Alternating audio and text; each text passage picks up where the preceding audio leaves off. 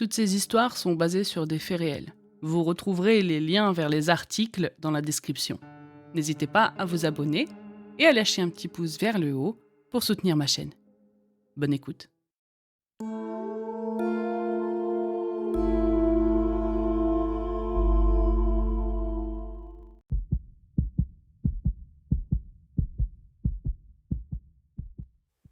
C'était l'été de mes 12 ans et j'étais ravi de partir en colonie de vacances pour la première fois.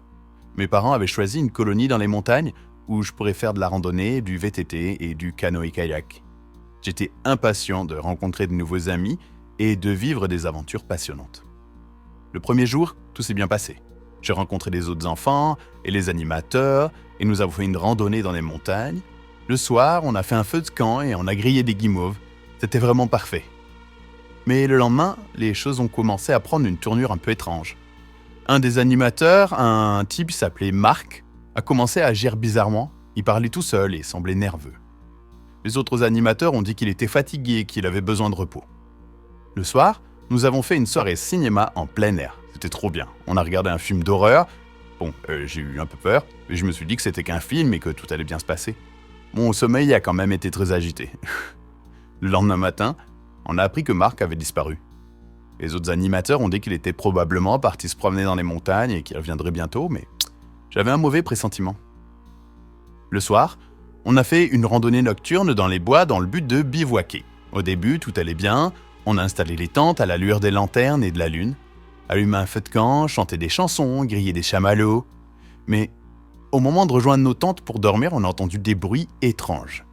Des branches qui craquaient, des feuilles qui bougeaient et des halètements. On a tous eu peur. Les animateurs nous ont dit que c'était probablement juste des animaux sauvages. Mais les bruits ont continué et on a commencé à se sentir de plus en plus mal à l'aise.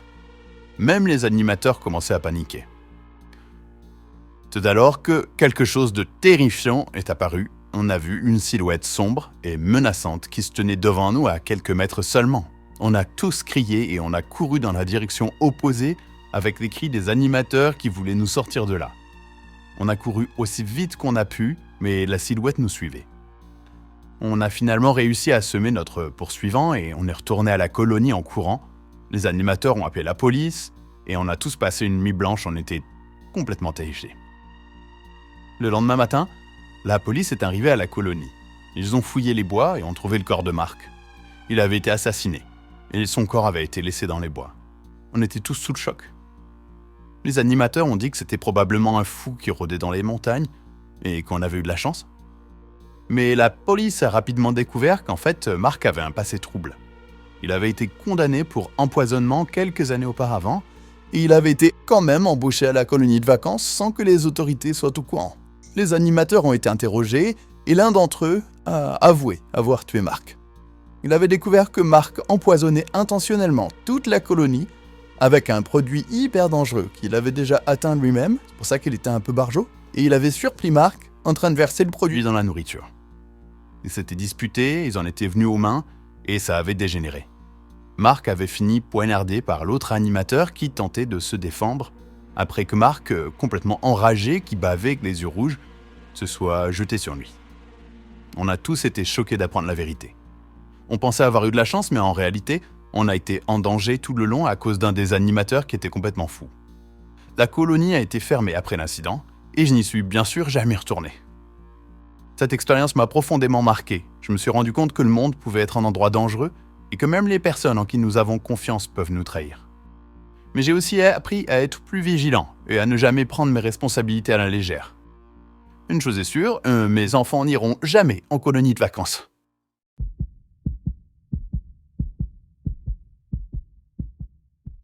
Il y a quelques années, j'ai vécu une expérience terrifiante que je n'oublierai jamais. C'était pendant l'hiver et il avait neigé abondamment. Je vivais dans une petite ville de montagne entourée de forêts et de sommets enneigés. Une fin d'après-midi, avec mon ami Marc, on a décidé de partir en randonnée dans les montagnes. On était tous les deux des randonneurs expérimentés et on adorait explorer de nouveaux sentiers. On a enfilé nos vêtements chauds, pris nos sacs à dos et on est parti. On a marché pendant des heures en suivant un sentier étroit à travers les arbres. La neige tombait doucement autour de nous, créant une atmosphère paisible et silencieuse. On a grimpé des collines, traversé des ruisseaux gelés et admirer la beauté des paysages enneigés. Mais alors que le soleil commençait à se coucher, on a réalisé qu'on était complètement perdus. Alors on a essayé de retrouver nos traces, mais la neige les avait recouvertes. On était complètement entourés de forêts et de montagnes, sans aucune idée de la direction à prendre. On a continué à marcher, en espérant trouver un chemin, mais la nuit tombait rapidement et il faisait de plus en plus froid. On a alors allumé nos lampes de poche et on a continué à avancer. On était de plus en plus fatigués et de plus en plus désorientés. Soudain, Marc a disparu. Je me suis retourné et il n'était plus là. J'ai appelé son nom, mais aucune réponse. J'ai cherché autour de moi, mais il avait disparu sans laisser aucune trace. J'ai commencé à paniquer. J'ai crié son nom en espérant qu'il répondrait, mais il n'y avait que le silence de la forêt autour de moi. J'ai continué à chercher en appelant son nom, en fouillant tous les environs, mais il n'y avait aucun signe de lui. Je ne sais pas combien de temps j'ai cherché, mais finalement, j'ai réalisé que je devais trouver un abri pour la nuit. Alors j'ai construit un petit igloo de fortune en utilisant la neige autour de moi et j'ai allumé un feu pour essayer de me réchauffer. Je ne pouvais pas dormir. Je ne pouvais pas arrêter de penser à Marc. Où était-il ? Était-il en sécurité ? Était-il toujours en vie ? Le lendemain matin, j'ai repris ma recherche, malgré la fatigue et le froid, en appelant Marc, mais toujours aucune réponse. J'ai continué à chercher pendant des heures. Finalement, j'ai décidé de retourner en ville pour demander de l'aide. J'ai essayé de retrouver mon chemin, mais entre la veille et la matinée de recherche, j'avais l'impression que je tournais en rond. J'ai erré dans les bois pendant des heures en essayant de trouver mon chemin. La neige tombait de plus en plus fort et il faisait de plus en plus froid. Je commençais à perdre espoir et finalement, à ce moment-là, j'ai aperçu une lumière au loin. Je me suis dirigé vers la lumière en priant pour que ce soit un signe de civilisation et par miracle, j'ai atteint une route où une voiture s'est arrêtée pour me prendre en charge. Tout le reste est un peu flou, mais je sais que j'ai été emmené à l'hôpital où j'ai été traité pour une hypothermie légère. Les médecins m'ont dit que j'avais eu de la chance d'avoir survécu à la nuit dans la neige. Pendant ce temps, les autorités ont lancé une recherche pour retrouver Marc. Des équipes de secours ont fouillé les montagnes pendant des jours, en utilisant des chiens renifleurs et des hélicoptères, mais toujours aucun signe de lui. Selon les experts en survie, il est possible que Marc ait été victime d'une chute dans une crevasse ou sous une eau qui avait gelé, ou bien encore d'un genre d'avalanche et qu'il soit resté piégé sous la neige. Il est également possible qu'il ait été désorienté par le froid, la neige et la nuit, et qu'il se soit éloigné du sentier sans que je m'en rende compte. Tout ça me paraissait improbable et complètement fou, vu que moi j'étais toujours là.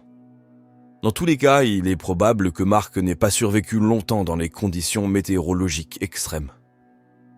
Cette expérience m'a profondément marqué, et je pense souvent à Marc et à ce qui lui est arrivé. Je me demande s'il a souffert, il a eu peur, et s'il a pensé à moi pendant qu'il était perdu dans la neige, s'il m'en a voulu de ne pas l'avoir retrouvé. Mais je sais que la nature est cruelle et imprévisible, et que même les randonneurs les plus expérimentés peuvent se retrouver en difficulté. C'est pourquoi il est important de toujours être préparé, de respecter les conditions météorologiques et de ne jamais sous-estimer la puissance de la nature. Surtout, avant de partir en randonnée, prévenez les autorités. Ne faites pas comme nous.